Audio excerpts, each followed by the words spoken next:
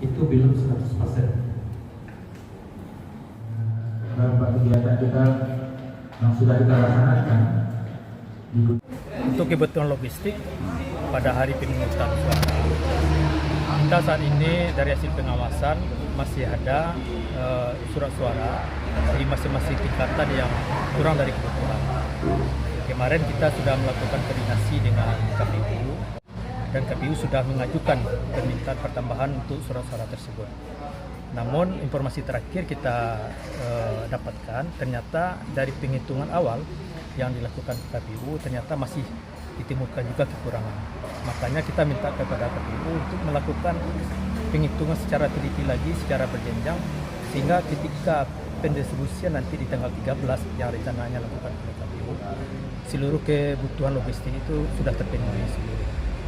Ya, untuk permintaan kekurangan masih dalam tengah waktu yang ditetapkan, namun tentu kita berharap nanti kalau dapat dari awal KPU ini sudah mengkoordinasikan terkait kekurangan logistik yang masih terjadi, terutama ini untuk surat suara, karena kita berharap nanti jangan sampai nanti di H-1 itu baru ketahuan kekurangan surat suaranya.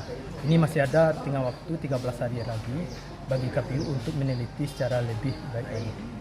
Ya, kalau kita lihat dari hasil sortir yang dilakukan oleh KPU, memang kita temukan surat suara tingkat DPR RI yang provinsi itu yang cukup banyak yang terjadi kerusakan. Mungkin surat suaranya lebih lebar dibanding surat suara yang lain. Tentu itu sudah dilakukan permintaan ulang oleh KPU dan kita berharap untuk kepastian ini, berharap kita 3 hari ke depan ini sudah terpenuhi. Surat suara yang rusak itu sudah kita proses, sudah kita rekap dan dalam proses permintaan. Jadi ada 2 surat suara itu sudah sampai di gudang, Suren dan DPD, dan yang 3 lainnya dalam proses perjalanan dan besok Sabtu sudah sampai di KPU dan akan kita langsung input dan kita lakukan proses sortir lagi.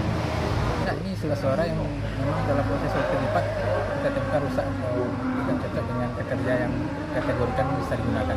Ya, kita dari yang kemarin kita terima itu tidak ada yang rusak lagi. Sudah lengkap semua.